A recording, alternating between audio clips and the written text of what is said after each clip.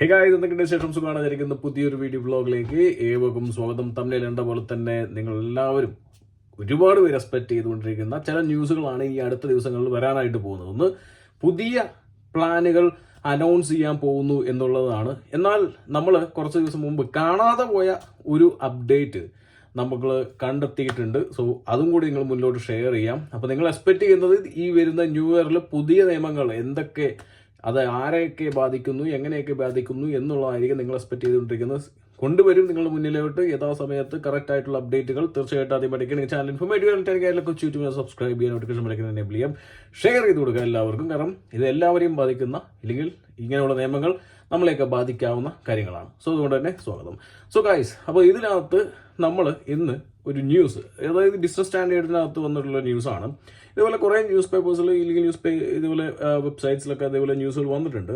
Cut foreign workers reliance, deport illegal immigrants, UK crack down plans എന്നുള്ള രീതിയിലാണ് വന്നിരിക്കുന്നത്. അതായത് UK's ക്രാക്ക് ഡൗൺ പ്ലാൻസ് എന്നുള്ള രീതിയിലാണ് ഈ ഒരു അപ്ഡേറ്റ് വന്നിരിക്കുന്നത്. എന്ത്, എങ്ങനെ, ആര് എന്നൊക്കെ വളരെ വ്യക്തമായിട്ട് തന്നെ പറഞ്ഞുതരാം. ഫസ്റ്റ് തന്നെ ഈ ഒരു ന്യൂസിനോട് എനിക്കൊരു എതിർപ്പ് ഞാൻ സൂചിപ്പിക്കുന്നു. കാരണം വേറെ ഒന്നും കൊണ്ടല്ല, ഈ ഒരു ബിസിനസ് സ്റ്റാൻഡേർഡ് എന്നുള്ള ന്യൂസ് ഇനിയിപ്പോൾ എന്താണെന്നുള്ള അതിനകത്ത് ഉദ്ദേശിച്ചെന്ന് അറിഞ്ഞുകൂടെ. അതിനകത്ത് the changes will impact Indians trying to enter the UK illegally and also those who wish to work in the country legally എന്നുള്ള രീതിയിലാണ് കൊടുത്തിരിക്കുന്നത്. എന്തുകൊണ്ട് ഇന്ത്യൻസ് എന്ന് അവർ മെൻഷൻ ചെയ്യുന്നു എന്നുള്ളതാണ് മെയിനായിട്ടൊരു കാര്യം. കാരണം UK കടന്നു വരുന്നത് ഇന്ത്യൻസ് മാത്രമല്ല, ഇവിടെ വരുന്ന ഒരുപാട് അനേകം ഇല്ലീഗൽ മൈഗ്രൻസ് യൂറോപ്യൻ കൺട്രീസിൽ നിന്നും മിഡിൽ ഈസ്റ്റ് കൺട്രികളിൽ നിന്നും തുഴഞ്ഞ് UK കയറുന്നുണ്ട്. സോ എന്തുകൊണ്ട് ഇത് അവരെ ചൂണ്ടിക്കാണിക്കുന്നില്ല? ഇനിയിപ്പോൾ ഇന്ത്യയിലേക്ക് കൂടുതൽ UK കൂടുതൽ വരുന്നത് ഇന്ത്യക്കാരായത് കൊണ്ടാണോ എന്നുള്ളതും സംശയമാണ്. എന്തായാലും ബിസിനസ് സ്റ്റാൻഡേർഡ് അവിടെ കാണുന്നുണ്ട്.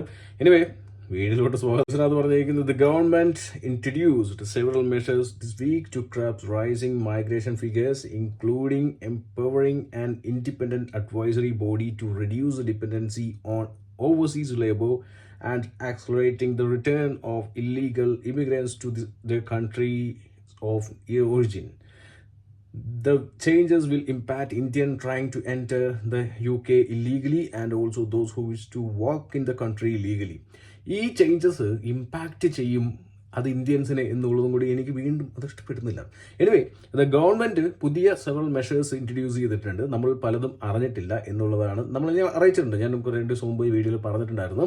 അതായത് ഇൻഡിപെൻഡന്റ് അഡ്വൈസറി ബോഡി, അതായത് മൈഗ്രേഷൻ അഡ്വൈസറി ബോഡി കമ്മിറ്റി, അവരെയൊക്കെ മാക്കിനെ അവർ കുറച്ചും കൂടി പവർഫുൾ ആക്കി ഫുൾ ടൈം ആയിട്ട് അവരെ നിയമിച്ചിരിക്കുന്നു. അതായത് ഇവിടുത്തെ ഓവർസീസ് വർക്കേഴ്സിനെ ഓവർ ഡിപ്പെൻഡ് ചെയ്തിരിക്കുന്ന കമ്പനീസിനെ ഐഡന്റിഫൈ ചെയ്യാനും മേഖലകൾ ഐഡന്റിഫൈ ചെയ്യാനും അതിനകത്തുനിന്ന് ആ ഒരു ഡിപ്പെൻഡൻസി കുറയ്ക്കാനുള്ള സംവിധാനത്തിന് വേണ്ടി പൂർണ്ണമായിട്ടും മൈഗ്രേഷൻ അഡ്വൈസറി കമ്മിറ്റിയെ ചുമതലപ്പെടുത്തിയിരിക്കുന്നു എന്നുള്ളതാണ് ന്യൂസ്. അഡ്വൈസറി, അതായത് സീമ മൽഹോത്ര, ഇന്ത്യൻ ഒറിജിൻ മിനിസ്റ്ററാണ് ഈ കാര്യങ്ങൾ പറഞ്ഞിരിക്കുന്നത്. കാരണം വെച്ച് കഴിഞ്ഞാൽ migration advisory committee broken migration സിസ്റ്റത്തിനെ ഫിക്സ് ചെയ്യാനായിട്ട് പോകുന്നു എന്നുള്ള കാര്യമാണ് കേട്ടോ.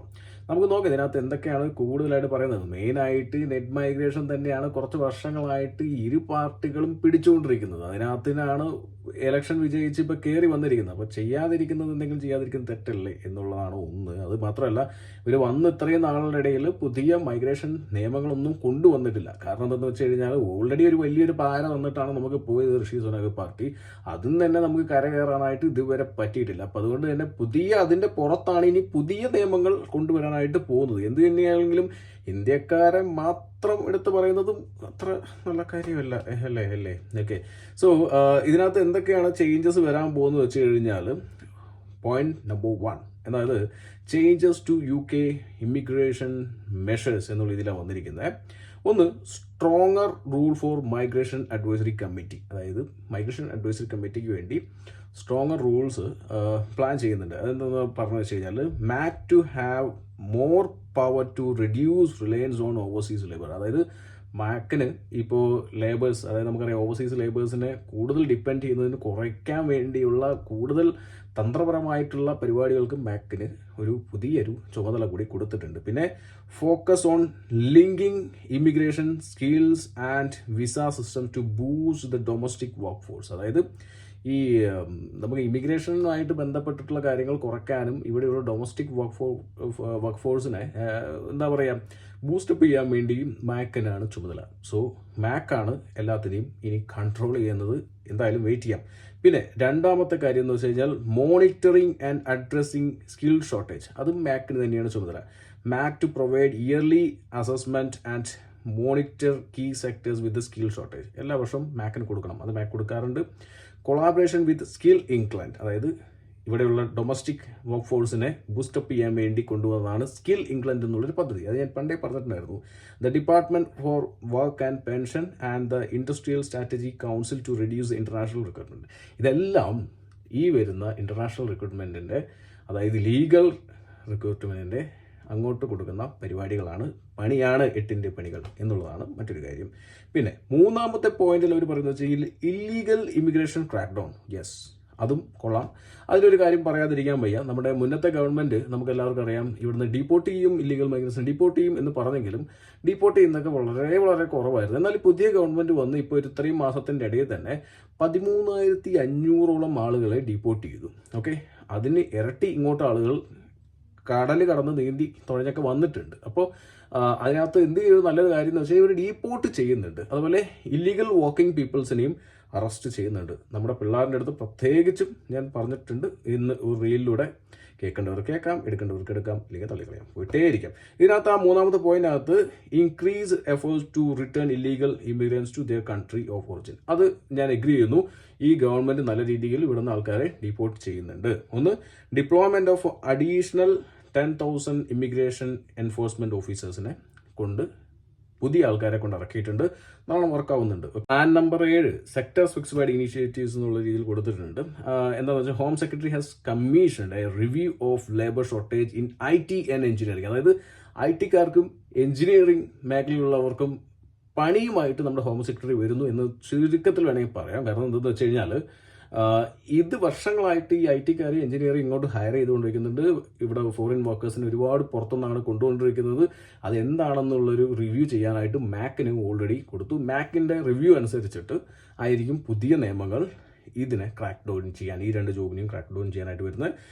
അടുത്ത പോയിന്റ് എന്ന് വെച്ചാൽ promises to target illegal job opportunities promoted by smuggling gangs. അതായത് സ്മഗ്ലിംഗ് ഗ്യാങ്സ് എന്ന് പറയുമ്പോൾ വിസ കച്ചവടം ചെയ്യുന്നവനും സ്മഗ്ലിംഗ് ഗ്യാങ്ങിനകത്ത് പെടും കേട്ടോ.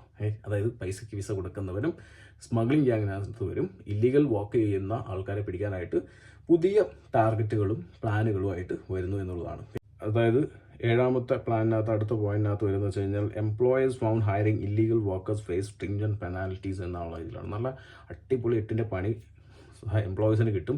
ഇല്ലീഗൽ വർക്കേഴ്സിനെ ഹയർ ചെയ്യുന്നവർക്ക് കേട്ടോ, അതായത് ക്യാഷ് ഇൻ ഹാൻഡ് ഉൾപ്പെടെ അതൊക്കെ അതിനകത്തേക്ക് വരും എന്നുള്ളതും, അത് എംപ്ലോയീസ് കൊടുക്കുന്ന എംപ്ലോയീസിന് 8ന്റെ പണി കിട്ടും എന്നുള്ളതാണ് ചുരുക്കത്തിൽ എന്നുള്ളതാണ് കേട്ടോ. പിന്നെ 8ാമത്തെ കേട്ടോ. അപ്പോൾ ഏകദേശം 8 പ്ലാനുകൾ ഇവിടെ പറഞ്ഞിട്ടുണ്ട്. ഇനി ഇതിൻ്റെ ഒപ്പം ആ വൈറ്റ് പേപ്പർ എന്താണെന്ന് ദൈവം തമ്പുരാൻ അറിയാം. അത് ഞാൻ എന്തായാലും വരുന്ന സമയത്ത് ഞങ്ങൾ മുന്നിലോട്ട് എന്തുകൊണ്ടാണ് നമ്മുടെ ഇന്ത്യൻ്റെ അടുത്ത് ഈ ബിസിനസ് സ്റ്റാൻഡേർഡ് എന്നുള്ള ഈ ഒരു പത്രത്തിന് ഇത്ര ഒരു ഇത് തോന്നുന്നതെന്ന് വെച്ച് കഴിഞ്ഞാൽ വേറെ ഒന്നുമല്ല. റോബർട്ട് ജെൻട്രിക്ക് കുറച്ച് നാളുകൾ മുമ്പ് പറഞ്ഞിട്ടുണ്ടായിരുന്നല്ലോ, ഇന്ത്യക്കാരാണ് ഇവിടെ കൂടുതൽ ഇല്ലീഗലായിട്ട് വന്ന് ചാടുന്നതും നിൽക്കുന്നതും എല്ലാം ഇന്ത്യക്കാരാണ്. ഇവിടെ വന്ന് പഠിക്കാൻ വന്നു കഴിഞ്ഞാൽ പോവില്ല, ഇല്ലെങ്കിൽ ഇവിടെ വർക്ക് ചെയ്യാൻ വന്നു കഴിഞ്ഞാൽ പോവില്ല എന്നുള്ള ഒരു കൺസെപ്റ്റിൽ റോബർട്ട് ജെൻട്രിക്ക് അന്ന് പറഞ്ഞിട്ടുണ്ടായിരുന്നു. ഓക്കെ, അപ്പോൾ അത് ഏകദേശം 2,50,000-ഓളം വിസാസ് ഇഷ്യൂ ചെയ്തിട്ടുണ്ട് ഇന്ത്യക്കാർക്ക്. 1,00,000-ന് മേലെ ആളുകൾ ഇവിടെ നിൽക്കുന്നുണ്ട്. ഓക്കെ, ഇല്ലീഗലി നിൽക്കുന്നുണ്ട് കേട്ടോ എന്നുള്ളതാണ് പറയുന്നത്. എനിക്ക് അറിഞ്ഞൂടാ എത്രത്തോളം കറക്റ്റാണ് ഈ ബിസിനസ് സ്റ്റാൻഡേർഡ് പറയുന്നതാണ്. ഇവരെയൊക്കെ ഡീപ്പോർട്ട് ചെയ്യണം, അല്ലെങ്കിൽ റോബർട്ട് ജെൻട്രിക്ക് എന്ന് പറഞ്ഞു വെച്ച് കഴിഞ്ഞാൽ ഇനി ഇന്ത്യക്കാർക്ക് വിസ കൊടുക്കരുത് എന്നുള്ളതാണ് കേട്ടോ.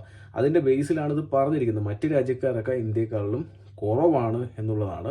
പക്ഷേ തുഴഞ്ഞു കയറുന്നതൊന്നും ഇന്ത്യക്കാരെന്നല്ല. ഇന്ത്യക്കാർ ഇനി അതിനകത്തുണ്ടോയെന്ന് എനിക്ക് അറിഞ്ഞൂടാ. എൻ്റെ മുന്നളിയ എനിക്കൊന്നും നമുക്കൊന്നും അറിയാൻ പറ്റില്ല അതിനകത്ത് ഇന്ത്യക്കാരുണ്ടെന്നുള്ളത്. പക്ഷെ എന്തായാലും നല്ല 8ന്റെ പണിയുമായിട്ടാണ് നമ്മുടെ പുതിയ ഗവൺമെൻറ് വരാൻ പോകുന്നത്. അത് നമുക്കിനി വെയിറ്റ് ചെയ്യാം ന്യൂ ഇയറിലെ അപ്ഡേറ്റിന് വേണ്ടിയിട്ട്. ഈ അപ്ഡേറ്റുകളൊക്കെ ഒന്ന് ഫോളോ ചെയ്ത് കണ്ടെത്തി ഒന്ന് മനസ്സിലാക്കി വെക്കാനായിട്ട് ജസ്റ്റ് ഒന്ന് ഫോളോ അപ്പ് ചെയ്തോളൂ.